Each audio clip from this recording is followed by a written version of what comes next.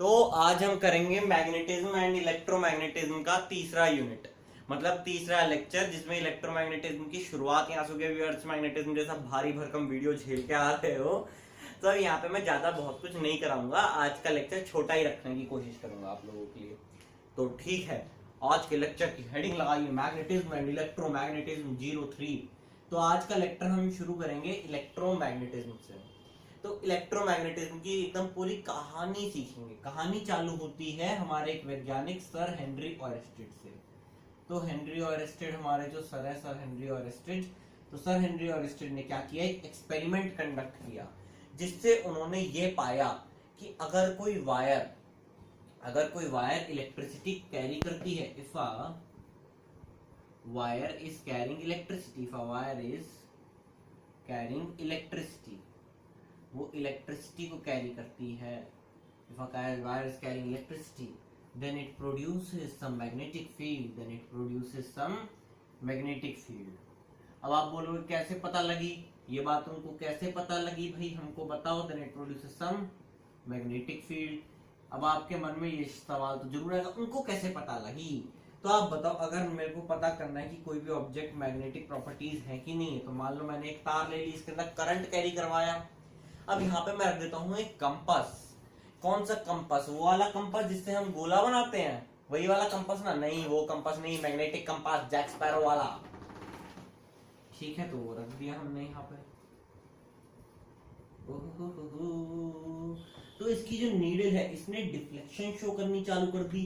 तो sir Henry ऑयरस्टेड के दिमाग में आया कि अगर ये डिफ्लेक्शन शो कर रहा है और आसपास कोई और मैग्नेटिक पदार्थ नहीं है, इसका मतलब है कि ये जो वायर है, ये वायर जो है ये मैग्नेटिक फील्ड प्रोड्यूस कर रही है, जिसका इन्फ्लुएंस इस पे भी आ रहा है। तो सर हेनरी ऑयरस्टेड ने ये बात बोली, wire is carrying current, carrying electricity, then it produces some magnetic field, और वो हमें इस एक्सपेरिमेंट से दिख गई।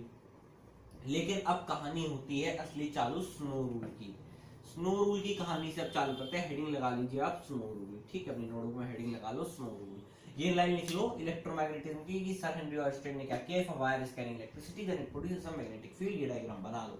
इसके बाद पूरी स्नो रूल की कहानी चलते हैं। चलो, बहुत बढ़िया, मजे आएंगे आज के इस वीडियो में, बेसिक्स क्लियर करने में एकदम। तो स्नो रूल की कहानी क्या कहलाती है? चलो, स्नो रूल की कहानी से पहले ये सुनो कि उन्होंने क्या किया। उन्होंने बोला कि जो नीडल है कंपास की, वो अलग अलग डायरेक्शन में डिफ्लेक्ट करेगी, है ना? ये चीज बोली उन्होंने कि वो अलग अलग डायरेक्शन में डिफ्लेक्ट करेगी।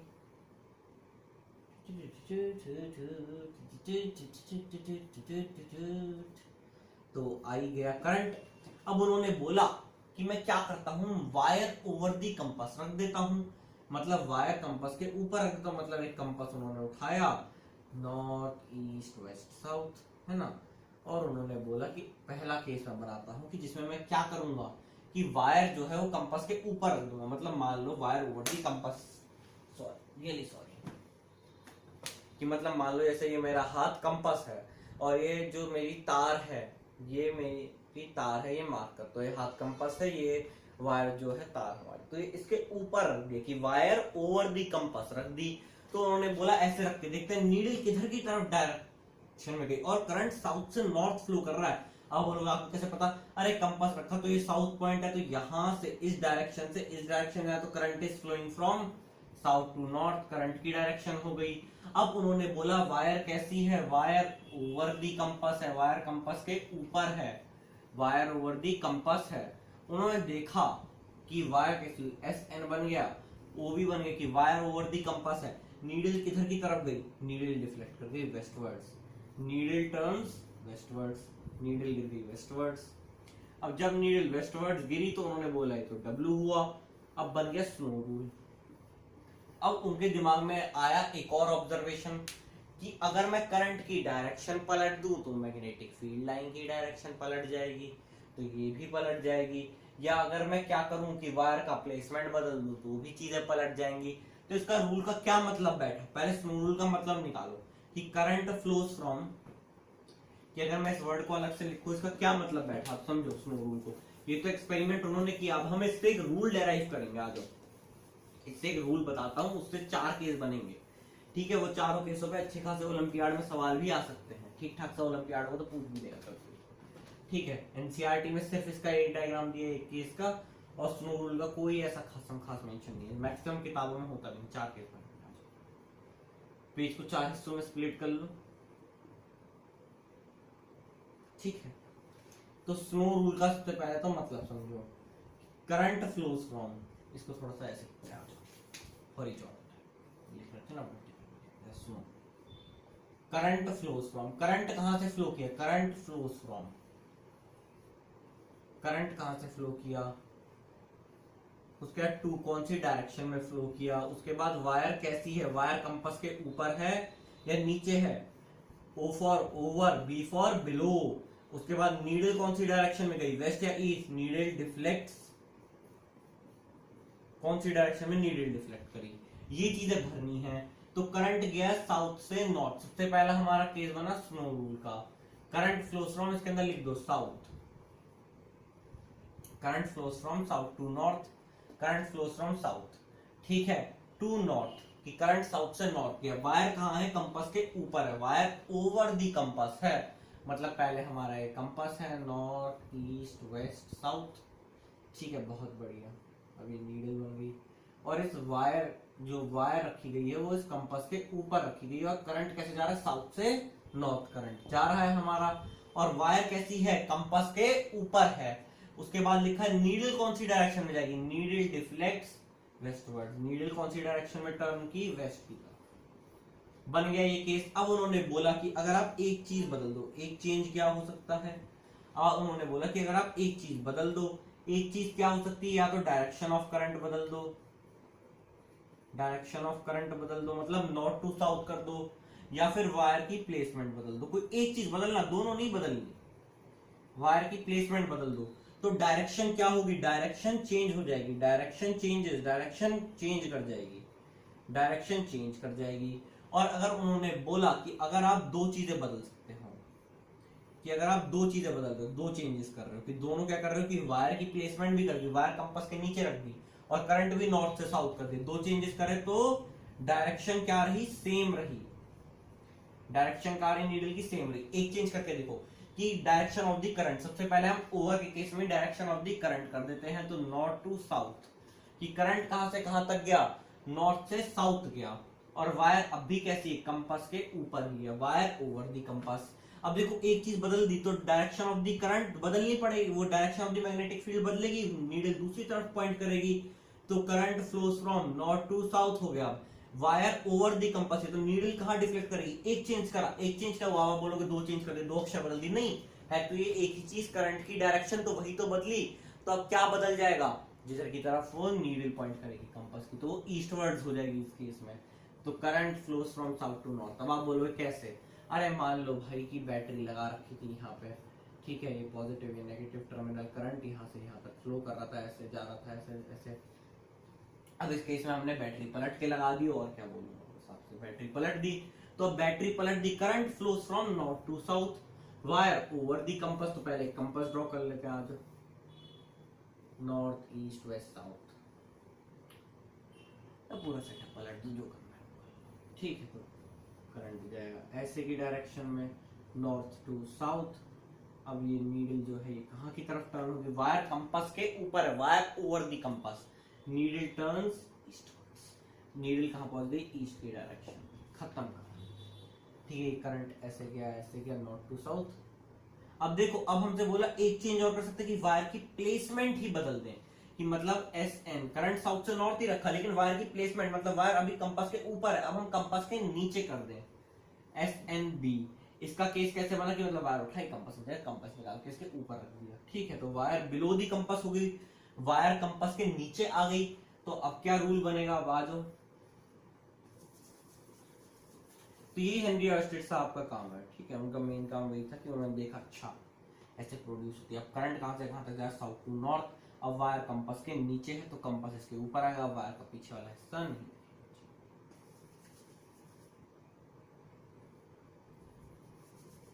इसको थोड़ा छोटे में लिखते हैं, एस एन बी।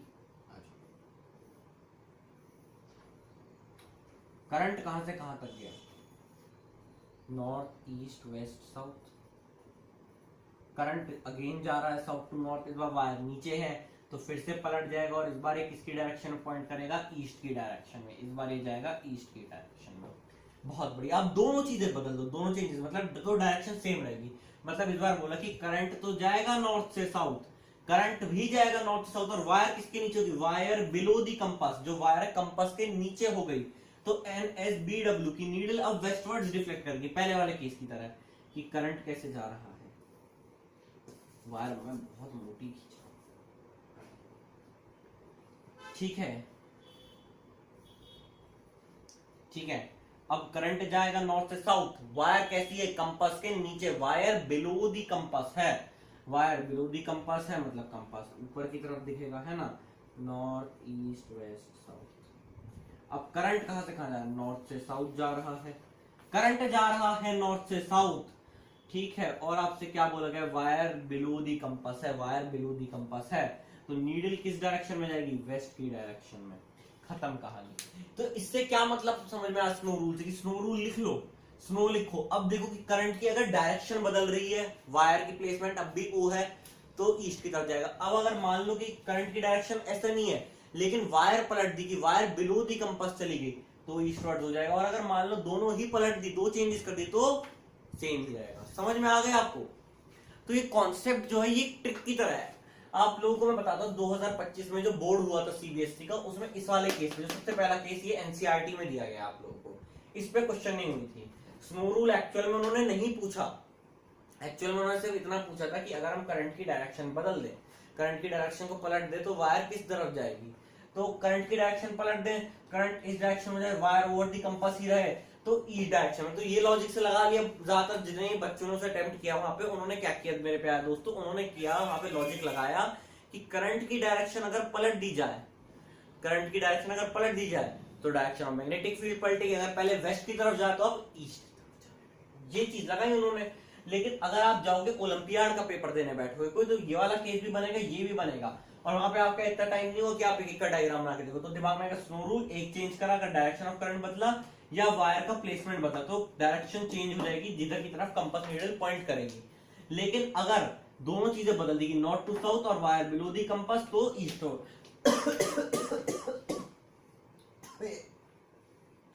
वेस्टवर्ड ही रहता है। तो ये चीज मेरे प्यारे दोस्तों वेस्टवर्ड ही रहती है। दो चेंजेस होंगे तो डायरेक्शन सेम रहेगी।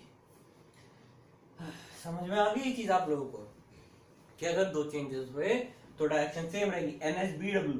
लेकिन अगर एक चेंज हुआ तो डायरेक्शन पलट जाएगी। वहां पे लॉजिक हमने ये लगाया कि करंट की डायरेक्शन होगी, लेकिन करेक्ट लॉजिक तो ये है, करेक्ट ट्रिक ये है, ठीक है, बनी इसी से ही है। बट वहां इतने लॉजिक लगाओगे तो पेपर हाथ से चला जाएगा ओलंपियाड का। तो बाकी बोर्ड के पेपर में यही क्वेश्चन आया था, मैक्सिमम लोग उस टाइम पे हो सकता है ना निकाल पाए हो। क्यों? क्योंकि उस समय क्या था कि आप हरी में आपके दिमाग में नहीं आएगा, अगर आपको स्नो रूल पता है तो ये कॉन्सेप्ट तुरंत दिमाग में स्ट्राइक करेगा। तो ये चीज तो हमें समझ में आ गई कि हेनरी ओयरस्टेड साहब ने एक्सपेरिमेंट करा और ये चीज निकाली। अब एक और एक्सपेरिमेंट पे आते हैं कि अगर एक current carrying wire magnetic field line produce करे, तो मैग्नेटिक फील्ड लाइन कुछ दिखती भी तो होंगी, मतलब कुछ नजर भी तो आती होंगी कि ऐसी है ये मैग्नेटिक फील्ड लाइन। तो उसके लिए एक एक्सपेरिमेंट करा। हमने बोला कि हम एक गत्ता ले लेंगे और हम क्या करेंगे, ये जो वायर है इसके उस गत्ते में छेद करेंगे और इस वायर को पास करेंगे उससे, और इसके इर्द गिर्द ऐसे गत्ता लगा देंगे, और इसके ऊपर हम क्या करेंगे, थोड़े थोड़े से आयरन फिलिंग्स को स्पार्कल करेंगे। आज एक्सपेरिमेंट करते हैं, एक्सपेरिमेंट, ठीक है। और यहाँ पे हमने लगा दिया एक गत्ता, गत्ते में करा छेद और तार कर दी आर पार। अब तार के अंदर जा रहा है करंट, तार के अंदर करंट जाए तो हमने ले ली आयरन फिलिंग्स, आयरन फिलिंग्स को कर दिया हमने स्प्रेड। हमने देखा जब करंट नहीं जाता तब तो कुछ नहीं किया आयरन फिलिंग्स, जब जाएगा तो हमने ये चीज पाई, हमने ये चीज पाई कि वो क्या कर रही हैं, वो जो आयरन फिलिंग्स है वो सर्कुलर पाथ में हुई। मतलब ये जो करंट बन रहा है ये कैसा है, ये सर्कुलर फॉर्म में है। अच्छा जी, और डायरेक्शन निकालने के लिए हमने क्या लिया, मैग्नेटिक कंपास लिया और उठा के अलग अलग पॉइंट्स पे रख के देखी, अच्छा ऐसे है, अच्छा जी ऐसे है, ठीक है, एक्चुअल में ऐसे, राइट हैंड थंब रूल फिर इसी से बना। इस कहानी से हमें पता लगा कि कोई रूल होता होगा इस तरीके का, है ना, कोई रूल तो होता होगा इसे निकालने का, कोई रूल निकालने का चाहिए था हमें कि अब हम बार बार थोड़ी आयरन फिलिंग्स लगाएंगे, कंपास लगा के डायरेक्शन देखेंगे। तो उन्होंने बोला कि करंट जब ऐसे जा रहा था तो ये मैग्नेटिक फील्ड लाइन सर्कुलर बनी और इस तरीके की बनी। और उन्होंने बोला कि अगर हम अपना राइट हैंड उठा लें, थंब को करंट की डायरेक्शन में कर लें और फिंगर्स को कर्ल करें, तो हमें सर्कुलर पाथ भी मिल गया जैसा होना चाहिए और डायरेक्शन भी मिल गई कि क्लॉकवाइज है कि एंटी क्लॉकवाइज, ये चीज भी पता लग गई हमें। तो फिर तो इसका मतलब बार बार हमें एक्सपेरिमेंट करने की जरूरत नहीं पड़ी, हमने एक रूल बना लिया, उस रूल को हमने नाम दिया राइट हैंड थंब रूल। अभी इस एक्सपेरिमेंट से एक दो ऑब्जर्वेशन और आनी है, फिर वो बाद में बताता, पहले राइट हैंड थंब रूल समझो। राइट हैंड थंब रूल समझ लो, उसके बाद इस एक्सपेरिमेंट की ऑब्जर्वेशन करेंगे। इस एक्सपेरिमेंट से ऑब्जर्वेशन करने के बाद हम लोग करेंगे इसे सर्कुलर लूप के अंदर, है ना, सर्कुलर लूप के अंदर करेंगे, क्लॉकवाइज एंटी क्लॉकवाइज निकालना सिखाऊंगा, और डायरेक्शन, है ना, सर्कुलर लूप में करेंगे। और सर्कुलर लूप में करने के बाद हम इसमें क्या करेंगे, सॉलिडिफाई करेंगे। छोटी सी कहानी, ज्यादा इसमें कुछ नहीं है, ये टॉपिक हल्का सा है थोड़ा सा, इसमें ज्यादा कुछ नहीं है, सॉलिनॉइड है मेन तो इसके अंदर। बट उससे पहले ये कहानी भी समझ लो, कभी कभी बोर्ड में आ जाए ऐसा कोई छोटा मोटा क्वेश्चन। एक्चुअल में जो अच्छे लेवल के लेक्चर है वो तो Fleming's left hand rule, AC current, transformer, DC motor, ये सब है, अर्थ मैग्नेटिज्म, ये सब है। ये तो बेसिक्स है, बेसिक्स के बिना काम नहीं चलेगा हमारा। तो राइट हैंड थंब रूल ले लो, राइट हैंड थंब रूल, इसका कोई ऑल्टरनेटिव नहीं, थंब रूल। तो सबसे पहले अपना राइट हैंड देख लीजिए।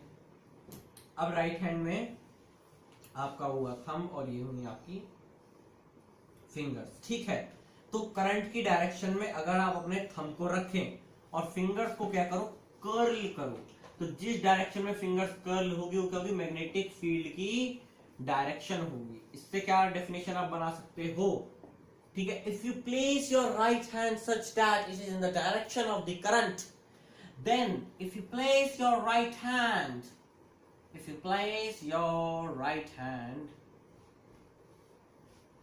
hand such that the thumb is in the direction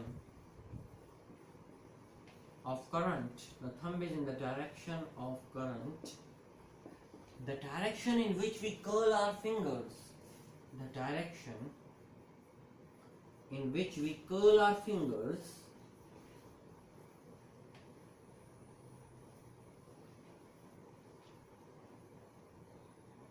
is the direction of magnetic field। इसकी कहानी का मतलब क्या हुआ ये समझो, कि अगर हमने अपनी फिंगर दी, अब मैं इसको रब कर देता हूँ, अब डायरेक्ट एक्सपेरिमेंट देखते हैं कैसे हम करेंगे अपनी उंगलियों के साथ। तो अपना हमने ले लिया करंट के आई, चलो मौज मस्ती मजाक हो गया बहुत ज्यादा। चलो अब हमने ये लिया, अब हमने क्या बोला, if you place your right hand such that the thumb is in the direction of current. Thumb को किस डायरेक्शन में रखा हमने, करंट की डायरेक्शन में रखा। अब हमने इसको ऐसे कर दिया, उसके बाद the direction in which we curl our fingers, जिस डायरेक्शन में हमारी फिंगर्स कर्ल करेंगी, मतलब कर्ल कैसे करेंगे कि ऐसे लिया तो ऐसे कर्ल करें, ऐसे की डायरेक्शन में कर्ल करी ना, ऐसे कि ऐसे जाए, ऐसे इस तरीके से, तो ऐसे गया। अब ये पाथ ऐसा बन जाएगा पूरा। तो ये किसका पाथ हुआ, मैग्नेटिक फील्ड का। ये पिछला वाला ही तो एग्जांपल है कि पूरा घुमाया, अच्छा सर्कुलर पाथ बना, फिर देखा नीडल ऐसे ऐसे ऐसे। ये काम हमने किससे कर लिया, राइट हैंड थंब रूल से। तो राइट हैंड थंब रूल कैसे बना, ऐसे फिंगर्स को कर्ल करो, वो मैग्नेटिक फील्ड की डायरेक्शन हो गई। समझ में आ गया राइट हैंड थंब रूल, बहुत बढ़िया। एक और केस बना लेते हैं इसका जल्दी से। डेफिनेशन और नोट्स वोट्स आप लोग लिखते रहिए, क्योंकि मैं चाहता हूं आप लोग इसे लिखें, और नहीं भी लिखेंगे तो भी कोई बात नहीं, अगर आपकी बुद्धि इतनी तेज है कि आपको सब कुछ याद रहता है, अगर आपकी बुद्धि इतनी तेज है कि आपको सब कुछ याद रहता है तो मत लिखिए। और इस लेक्चर में अगर आप कुछ बहुत ज्यादा एडवांस पढ़ने की ख्वाहिश से आए हैं तो मेरे प्यारे दोस्त, मेरे को आपको बताना पड़ेगा, ये वाला लेक्चर एडवांस लेक्चर नहीं, बेसिक्स भी क्लियर करना। बेसिक्स आते हैं तो नेक्स्ट लेक्चर सीधा फ्लेमिंग्स लेफ्ट हैंड रूल पे जाओ और वहां से अपना काम चालू, अगर बेसिक्स आते हैं ढंग से। आई अब करंट हमने ऐसे लिया, करंट हमने ऐसे लिया तो फिंगर्स को कर्ल करो। फिंगर्स कहाँ कर्ल हुई, सर्कुलर पाथ तो बनेगा ही। फिंगर्स कहाँ कर लूं, इस डायरेक्शन की, मतलब करंट की डायरेक्शन पलटी तो क्या वो पहले ऐसे जा था, वो ऐसे जा रहा, ऐसे पहले वो ऐसे जा रहा था, वो ऐसे जा रहा था, ऐसे। तो क्या हुआ, हमने ये पढ़ा कि अगर हम आई की डायरेक्शन को चेंज कर दें, करंट की डायरेक्शन को चेंज कर दें, तो क्या होगा, मैग्नेटिक फील्ड की डायरेक्शन क्या कर जाएगी, रिवर्स कर जाएगी। अच्छा अब एक बढ़िया सा सवाल मेरे को ये बताओ कि अगर यहाँ पे ये ना, ये होते हमारे इलेक्ट्रॉन, इलेक्ट्रिसिटी का कितना याद है जरा, मैं भी देखता हूँ कि इलेक्ट्रिसिटी का कितना आप लोगों को कॉन्सेप्ट ढंग से आता है। इलेक्ट्रिसिटी भी जल्दी आएगा, चिंता मत करो कि इलेक्ट्रिसिटी नहीं आएगा, इसके बाद बस एक चैप्टर और पढ़ाना है, उसके बाद इलेक्ट्रिसिटी, ठीक है। अब मेरे को ये बताओ कि अगर इस डायरेक्शन में इलेक्ट्रॉन होते, वो ना होता तो इस डायरेक्शन में क्या होता, मतलब मैग्नेटिक फील्ड कैसी बनती है अगर इस डायरेक्शन में इलेक्ट्रॉन ऐसे फ्लो कर रहे होते। अरे एक बात तो बताओ, करंट जो है हमेशा इलेक्ट्रॉन के अपोजिट में फ्लो करता, तो अगर इलेक्ट्रॉन ऐसे होते तो करंट ऐसे जा रहा होता, तो यही वाली चीज वापस बन जाती हमारी, है ना, ऐसी बना था ना, खत्म कहानी। करंट ऊपर की डायरेक्शन में जा रहा होता है, बन जाता ही सेम बन जाता। तो इलेक्ट्रॉन की डायरेक्शन दे रखी हो तो उससे ये चीज मत सोचना कि करंट की हम नहीं निकाल सकते, कि बोला जाए कि वो बॉडी करंट कैरी कर रही है, लेकिन हमने आपको इलेक्ट्रॉन के मोशन की डायरेक्शन दे दी, इलेक्ट्रिसिटी में पढ़ा है आपने ये चीज, है ना।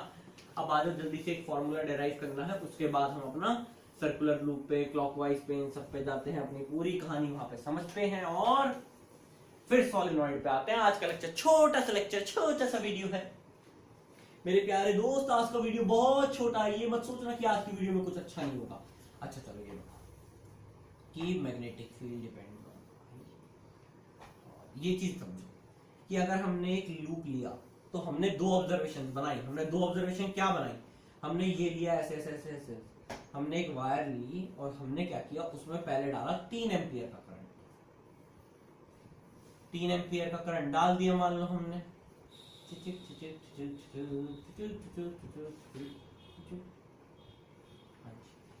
करंट डाल दिया हमने ऐसी डायरेक्शन में और करंट डाला हमने 3 एम्पियर का। तो हमने देखा कि मैग्नेटिक फील्ड लाइन थोड़ी कम बनी, थोड़ी कम इन द सेंस कि थोड़ी दूर दूर बनी। तो हमें ये चीज पता लग गई कि हाँ जितना ज्यादा हम करंट लगाएंगे, हमने 5 एम्पियर का करंट लगाया तो magnetic field line, magnetic field ज्यादा हुई, मैग्नेटिक फील्ड इंटेंसिटी क्यों ज्यादा हुई, क्योंकि हमें रेडियस से पता लगा। अच्छा अगर पास पास पास पास बनने मतलब मैग्नेटिक फील्ड ज्यादा, रेडियस दूर दूर दूर दूर बनने मतलब मैग्नेटिक फील्ड कम है, तो इसके दूर दूर बने, इसमें ज्यादा पास पास बने। तो हमने एक रिलेशन डेराइव किया कि जितना ज्यादा आप करंट लगाओगे उतनी ज्यादा मैग्नेटिक फील्ड की इंटेंसिटी होगी। बहुत बढ़िया। और हमने एक रिलेशन ये डेराइव किया 1/r। अब ये कैसे आया कि मतलब ये जो हमने बनाया ना, हमने अगर दो केसेस लिए, मान लो कुछ करंट जा रहा है आई और अगर रेडियस बहुत पास पास बने हैं, रेडियस बना है इसका सबसे छोटा वाला जो रेडियस है इसके सेंटर से बहुत पास बना है, तो इसका क्या मतलब हुआ, इसका क्या मतलब हो कि इसका सर्कमफेरेंस बहुत छोटा बना, मतलब इसकी मैग्नेटिक फील्ड स्ट्रेंथ इतनी ज्यादा है, मैग्नेटिक फील्ड इंटेंसिटी को इतनी पास पास पास पास पास पास नहीं खींच पा रहा है। अब अगर रेडियस दूर दूर बने होते, मान लो ये यहाँ नहीं बना होता, ये यहाँ बना होता मैग्नेटिक फील्ड ऐसे, तो इसका क्या मतलब हुआ, इसका क्या मतलब हुआ कि मैग्नेटिक फील्ड इंटेंसिटी ने अपनी पास नहीं खींच पा रही है, मैग्नेटिक फील्ड इंटेंसिटी कम है। तो मतलब जितना ज्यादा मैग्नेटिक फील्ड इंटेंसिटी उतना छोटा रेडियस, और जितनी कम मैग्नेटिक फील्ड इंटेंसिटी उतना बड़ा रेडियस, क्योंकि उन्होंने अपने पास नहीं खींच पा रही है। तो इसका क्या मतलब, बी बढ़ेगा तो आर घटेगा, बी बढ़ेगा तो आर घटेगा, वही चीज तो यहाँ, और बी घटेगा तो आर बढ़ेगा, वही चीज तो इनवर्सली प्रोपोर्शनल है। तो क्या मैं इस रिलेशन को ऐसे डिराइव कर सकता हूँ कि मतलब बी की दो चीजों से रिलेशन मैंने बना दी यहाँ पे। अब अगर वायर बिल्कुल एग्जैक्टली सेम है, सारा फर्क बस किस चीज का है, करंट वरेंट का, सारा खेल चल रहा है यहाँ पे, है ना। तो B is inversely proportional to 1/r, तो B is proportional to I/r, निकाल लोगे, B is proportional to I/r। ठीक है। अब देखो करंट जो इफेक्ट प्रोड्यूस करेगा वो उसके मटेरियल पे भी डिपेंड करता है कि तार आप कौन से मटेरियल की ले रहे हो। सेम मटेरियल की ले रहे हो तब तो सारा खेल बस करंट पे डिपेंड कर जाएगा, रेडियस पे कर जाएगा, और अगर अलग अलग की ले रहे हो तो आपको निकालना पड़ेगा। तो अब देखो कांस्टेंट खोलोगे तो बीच KI/r आएगा, कि K is the constant of proportionality, I is current, R is खत्म, K is the constant।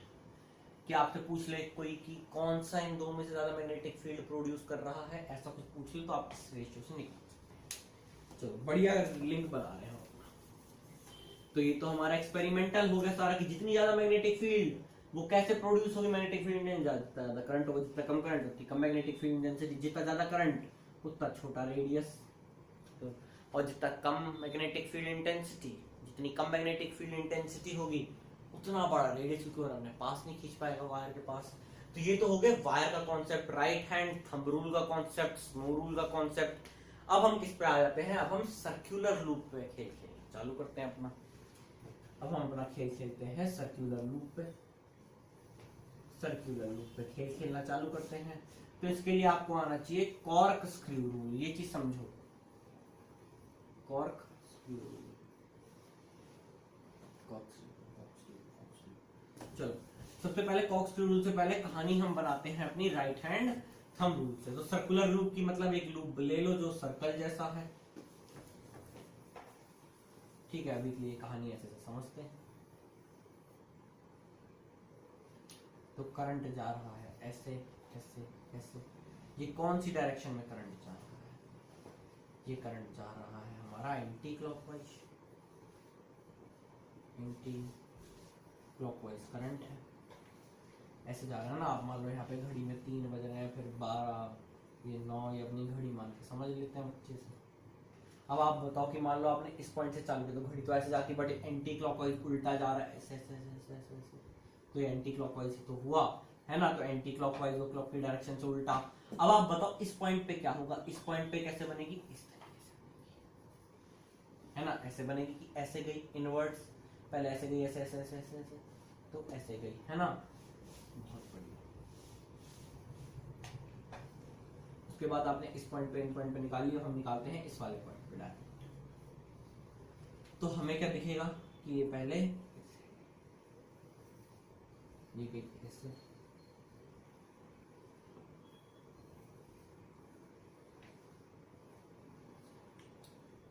तो इधर की डायरेक्शन में गई। तो इसका मतलब है दोनों अपोजिट डायरेक्शन में जा रही हैं, बट नेट ये कहां जाने की कोशिश कर रही है, हमें दिख रहा है ये एंटी क्लॉकवाइज है। तो कॉर्क स्क्रू रूल से हमें क्या पता लग रहा है, अब आप एक चीज देखो, कॉर्क स्क्रू रूल हमें क्या बताता है कि जो है वो इनवर्ड लगेगी मैग्नेटिक फील्ड या फिर आउटवर्ड लगेगी, इनवर्ड लगेगी या फिर आउटवर्ड लगेगी। तो ये ऐसे डायग्राम बनेगा इसका, ये चीज तो हमें समझ में आ गई कि डायग्राम इसका ऐसे ही बनेगा। लेकिन एक बात बताओ कि ये नॉर्थ पोल को रिप्रेजेंट करेगा या साउथ पोल को, कौन सी साइड कौन से को, क्योंकि आप एक बताओ अगर एक सर्कुलर लूप कैरी कर रहा है, एक तरफ से देखो अच्छा एंटी क्लॉकवाइज, दूसरी तरफ से देखो तो वही चीज क्लॉकवाइज भी तो मेरे को दिखेगी।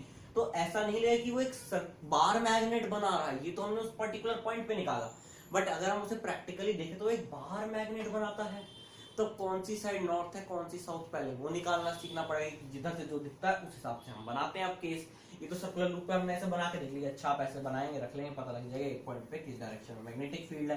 अब हम बनाना सीखते हैं पहले कि हमें डायरेक्शन निकालनी है भाई सर्कुलर लूप। तो सीधी सी बात है, ऐसे लो ऐसे लो ऐसे लो ऐसे।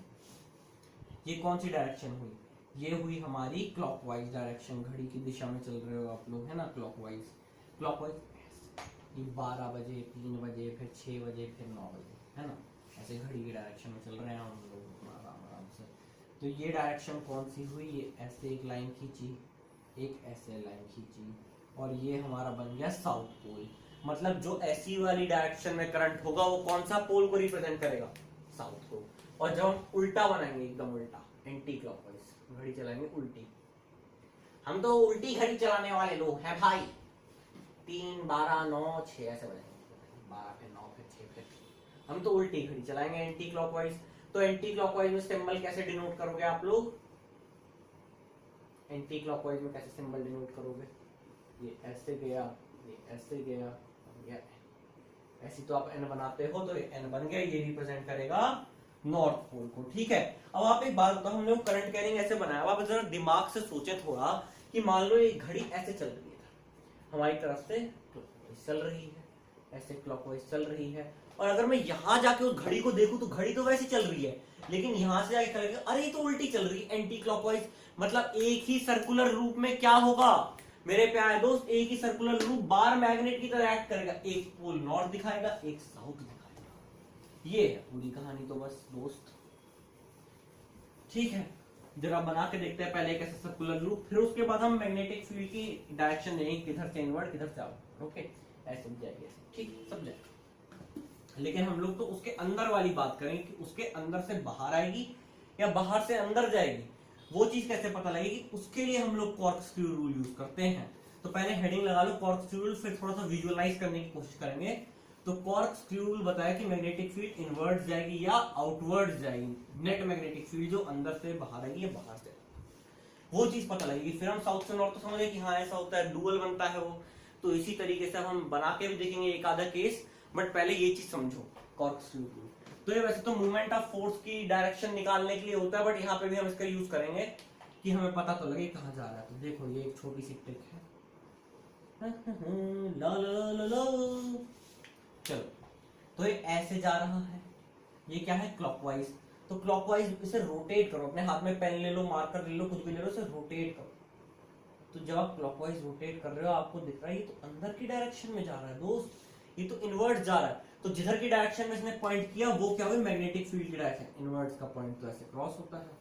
तो ये कैसी जा रही है मैग्नेटिक फील्ड, इसके अंदर जा रही है, इस लूप के अंदर जा रही है, अंदर की तरफ, तभी क्रॉस से रिप्रेजेंट किया है ना। ऐसे देखो ना दोस्त, ऐसे आप क्लॉकवाइज से घुमाए जा रहे हो, घुमाए जा रहे हो, क्लॉकवाइज घुमाए जा रहे हो, इनवर्ट्स बन गया। अब आप इसको एंटी क्लॉकवाइज जरा घुमा के देखो भाई, इसको एंटी क्लॉकवाइज घुमा के देखो, इसको एंटी क्लॉकवाइज घुमा के देखो भाई। आप एंटी क्लॉकवाइज घुमाओगे तो एंटी क्लॉकवाइज में क्या होगा, वो बाहर आएगी। उल्टा उल्टा घुमाए जाओगे, एक जैसे आप स्क्रू टाइट करते हो तब जो स्क्रू रूल नाम है, आप स्क्रू टाइट करते हो ऐसे ऐसे क्लॉकवाइज अंदर जाता है, एंटी क्लॉकवाइज से बाहर निकालते हो बाहर आता है। तो आप एंटी क्लॉकवाइज निकाल तो बाहर आ रहा है, ये तो बाहर आ रहा है, तो डॉट बन जाएगा कि भाई ये तो बाहर की तरफ जा रहा है इस लूप से। तो मतलब, और आप ये चीज सोचो कि ये इनवर्ड और आउटवर्ड एक ही लूप में है। कैसे एक ही लूप में है ये चीज समझो, एक ही लूप में कैसे है भाई, अभी बताया तो मैंने आपको नॉर्थ साउथ वाले कॉन्सेप्ट से। तो मतलब एक सर्कुलर लूप जो है वो एक बार मैग्नेट की तरह है। एक सर्कुलर लूप वाला जो सर्कुलर लूप जो है, जो करंट कैरी कर रहा है, वो तो एक बार मैग्नेट हुआ। हाँ जी हुआ। तो बार मैग्नेट जो सबसे पहले ही बनाया, क्या दिख रहा था उसके अंदर कि कुछ मैग्नेटिक फील्ड लाइन ऐसे बाहर जा रही है, हाँ, नॉर्थ टू साउथ ऐसे, और कुछ अंदर जा रही है साउथ टू नॉर्थ। अरे मतलब क्या है कि सर्कुलर लूप बना दो, उसके अंदर करंट डाल दो, बार मैग्नेट बना दिया आपने। जी हाँ, एक बार मैग्नेट बना दिया आपने। फिर तो कि मान लो मैंने कुछ ऐसा बना दिया। अब सब कुछ हमारे व्यू पॉइंट पे डिपेंड करता है भाई। देखो तो यहाँ पे और यहाँ दोनों अलग अलग जगह से बंदे बैठे हुए हैं। अब देखो, अब मैं यहाँ से देखूं इसको, तो यहाँ से तो ये मेरे को दिखा एंटी क्लॉकवाइज जा रहा है ऐसे ऐसे ऐसे ऐसे ऐसे। यहाँ से तो मेरे को दिखेगा कि एंटी क्लॉकवाइज है, और जहां भी एंटी क्लॉकवाइज है वो नॉर्थ पोल है।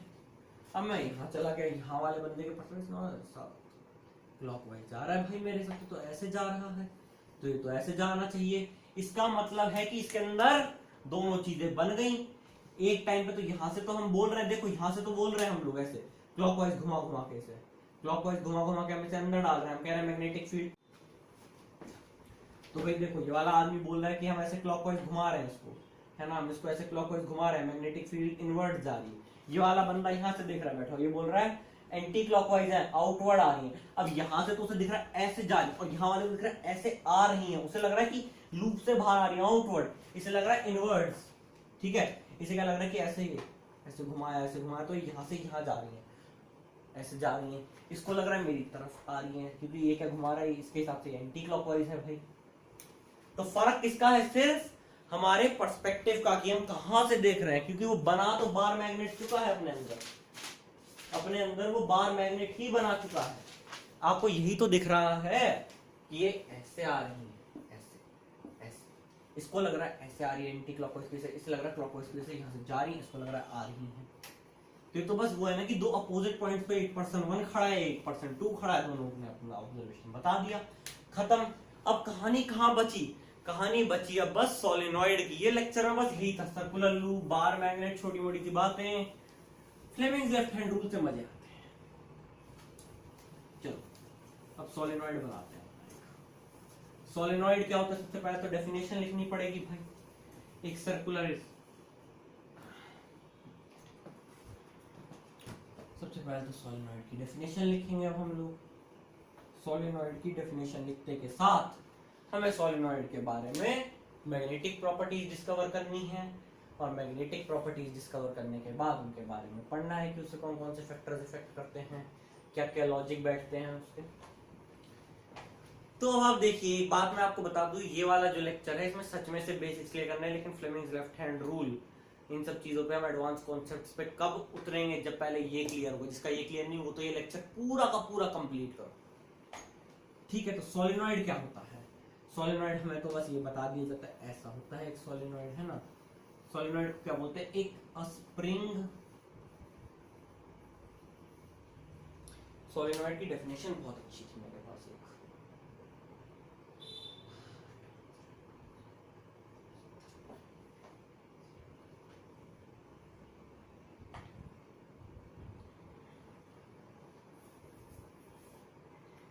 तो वो मैंने आप लोगों की डेफिनेशन निकालती है, इंसुलेटेड कॉपर वायर। समझो इसको, डेफिनेशन है, डेफिनेशन को क्या ही समझें हम, तो डायग्राम समझेंगे। तो मैं डेफिनेशन आप लोगों को लिखता हूं, insulated copper wire of many circular turns, of many circular turns made as a spring. अब ये कहानी है छोटी सी, समझ लो। मेड एज अ स्प्रिंग और हेलिक्स, उसके बाद such that its length is greater than the diameter of the turns is a solenoid। अब समझो क्या है एक कहानी, क्या बोल रही है समझो। देखो, एक तो मैं सबसे पहले आप लोगों को ये बात बता दूं कि ये डेफिनेशन आप लोग उतार लो, अभी डायग्राम से समझते हैं इसको, ठीक है। मैंने किताब से डेफिनेशन देखी, आप लोगों को लिखवा खत्म। अब इसको समझने की कोशिश करते हैं, ठीक है। तो सोलेनॉइड क्या है? Insulated copper wire of many circular turns, ऐसे गोल गोल गोल गोल से टर्न्स लिए, ऐसे गोल गोल से टर्न्स किसके अंदर होते हैं? एक स्प्रिंग के अंदर होते हैं या एक हेलिक्स के अंदर होते हैं। तो एक स्प्रिंग या हेलिक्स जैसी ही नजर आती है ये, सच दैट इट्स लेंथ, जो इसकी जो लंबाई है वो ज्यादा होनी चाहिए इसके टर्न्स के डायमीटर से। कंडीशन है ये इसकी, इसके टर्न्स के डायमीटर से। ये टर्न मान लो ये है, तो इस टर्न का जो डायमीटर है ये डी, तो ये जो डी है एक टर्न का डायमीटर, उससे इसकी लेंथ ज्यादा होनी चाहिए। ये चीजें रखी, खत्म। कि इसकी जो लेंथ है वो इसके डायमीटर से, टर्न के डायमीटर से ज्यादा होनी चाहिए। ये कहानी है सोलेनॉइड की, ठीक है, कंडीशन है। अब अगर हम इस सोलेनॉइड के अंदर करंट पास कराएंगे, अगर मैं इस सोलेनॉइड के अंदर करंट पास कराऊंगा, तो आप लोग मुझे एक बात बताओ, ये क्या बनाएगा? ये क्या बनाएगा? आप बोलोगे ये तो मैग्नेटिक फील्ड ही बनाएगा, क्योंकि करंट पास हो रहा है किसी भी वायर में, किसी भी वायर में करंट पास हो तो मैग्नेटिक फील्ड ही बनेगी। और अगर ये सर्कुलर है तो इसको हमने सोलेनॉइड बोला। कंडीशन हमने ये मान ली कि length must be greater than the diameter of its turn, ठीक है। Length must be greater than the diameter of its turn. आप प्रॉपर लिखेंगे इस कहानी को, ठीक है। तो मैंने किताब से लेके आपको डेफिनेशन लिखवा दी और आपको ये डेफिनेशन समझा दी। अब आज एक सोलेनॉइड बनाते हैं, उसके बाद फैक्टर्स अफेक्टिंग सोलेनॉइड पे बात करते हैं कि सोलेनॉइड जो मैग्नेटिक फील्ड बनाएगा उसे कौन कौन से फैक्टर्स अफेक्ट करेंगे, ठीक है। तो आज के इस वीडियो में हमने काफी कुछ पढ़ लिया बेसिक सा। तो आज एक बार सोलेनॉइड के डायग्राम हम लोग बना लेते हैं। आजा मेरे प्यारे दोस्त, सोलेनॉइड का मैं बनाता हूँ डायग्राम। ऐसे मान लो ऐसे अंदर तार लपेटी, ऐसे बार बाहर निकालेंगे। अभी हमने अपनी ईज के लिए बनाई, ऐसा कुछ है नहीं इमेजिन।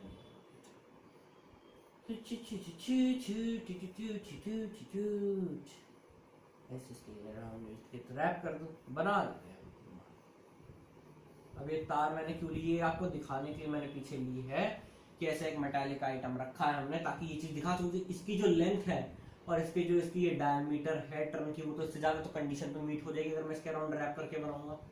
हाँ वो तो जाएगी, इसके अराउंड प्रॉपर 3D में ऐसा लगना चाहिए रैप कर रहा है, इसके अराउंड हमने रैप कर। अब करंट जा रहा है ऐसे ऐसे ऐसे, तो और यहाँ से निकल के आ रहा है ऐसे ऐसे ऐसे, है ना। ऐसे बनाते हैं हम लोग। हम लोग एक सोलेनॉइड को कैसे बनाते हैं? ऐसे ही बनाते हैं। तो ऐसे एक सोलेनॉइड को हम लोग बनाते हैं। हम इस पीछे वाले को बाहर निकाल लेते हैं। अब हम इस पीछे वाले को बाहर निकाल लेते हैं और एक नया सोलेनॉइड तैयार करते हैं।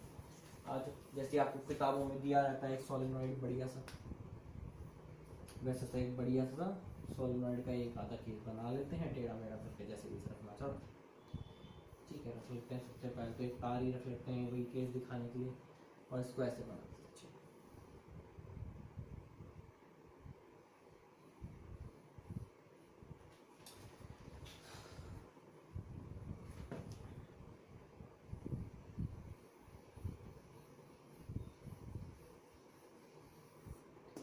थ्योरी वाले चैप्टर में तो बिल्कुल अच्छे नहीं लगते, मेरे को तो वही चैप्टर अच्छे लगते हैं जिसमें थ्योरी कम हो।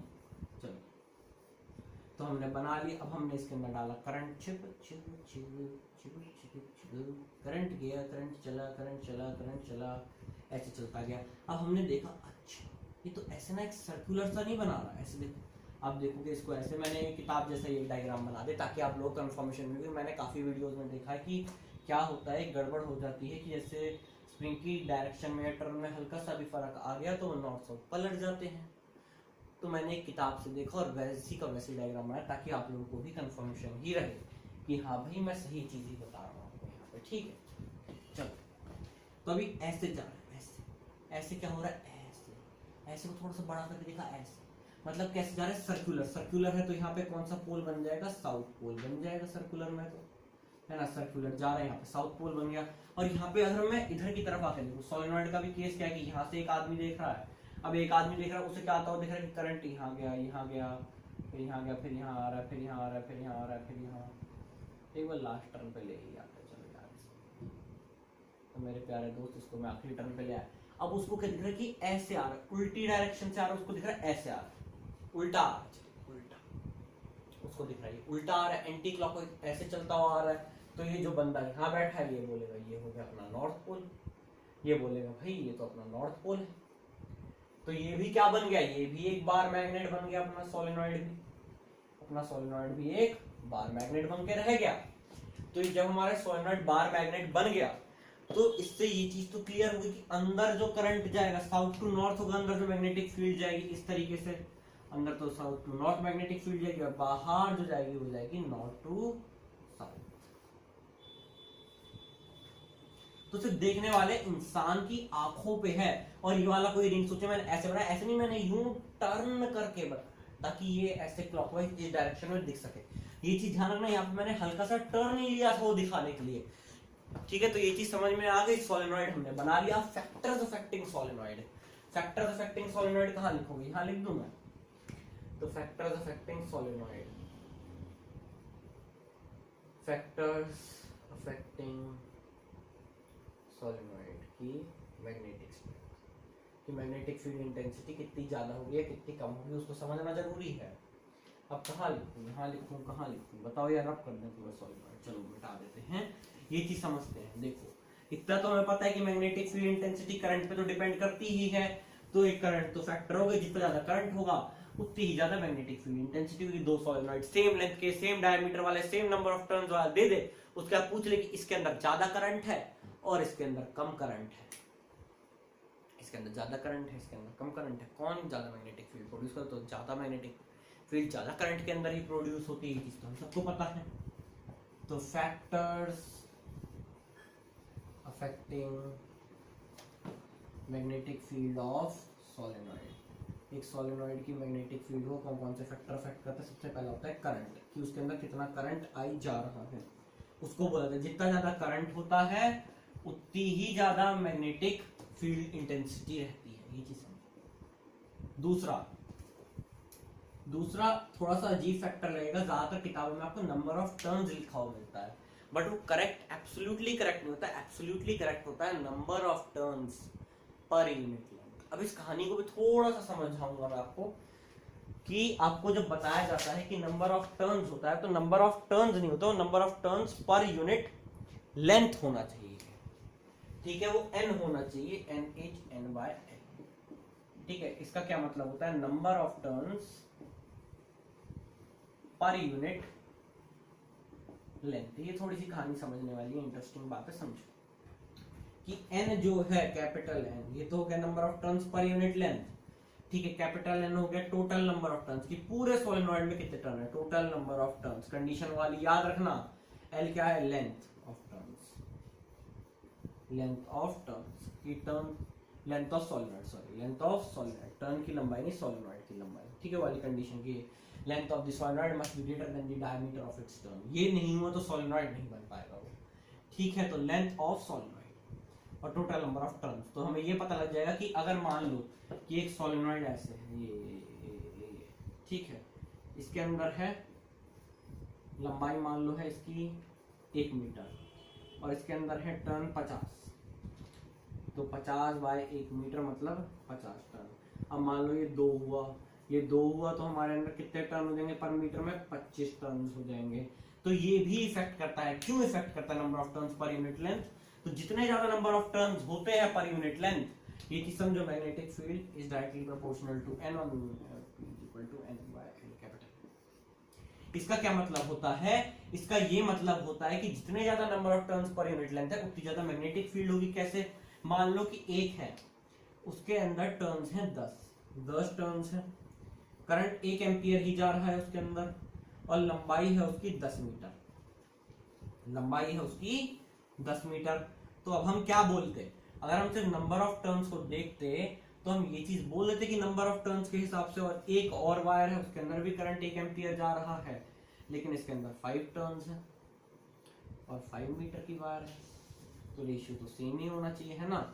लेकिन लेकिन लेकिन लेकिन लेकिन अब मान लो अगर हम इसी को ही 10 टर्न ले लेते, मान लो हम उठाते सिर्फ 10 टर्न, अब ऐसे समझ लो कि 5 मीटर तो बराबर ही आ गया मैग्नेटिक फील्ड की 5 बाय 5, 10 बाय 10 1। अगर हम सिर्फ नंबर ऑफ टर्न्स देखें तो हम इसको ग्रेटर जज करते हैं ना।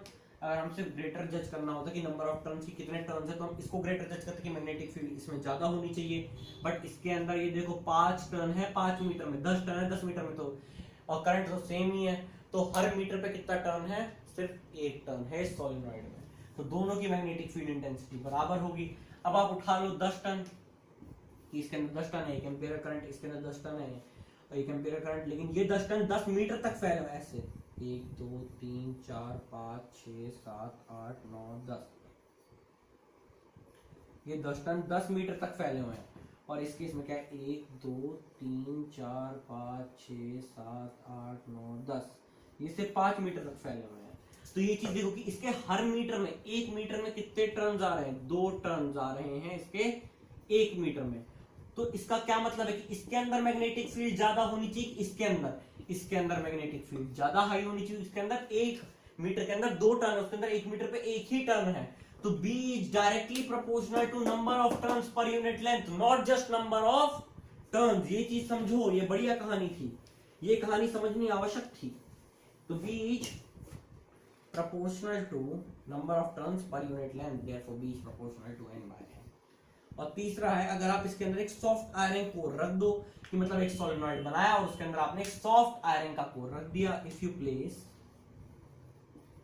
अ सॉफ्ट आयरन, ये चीज समझो, थोड़ी सी कहानी इसका डायग्राम बना के समझते हैं फिर, ठीक है। If you place a soft iron core in the solenoid, magnetic properties increase. तो कहानियां हैं, थ्योरी थी, तो मैंने इसलिए थोड़ा सा मैंने भी सोचा कि थ्योरी है तो बताना पड़ा जाए इसको, क्योंकि थ्योरी में इतना तो कॉन्सेप्ट ही नहीं है इसके अंदर, कॉन्सेप्ट बहुत छोटे से हैं इस चैप्टर के अंदर। बट थ्योरेटिकल लाइन पे क्वेश्चन अच्छे खासे बन सकते हैं।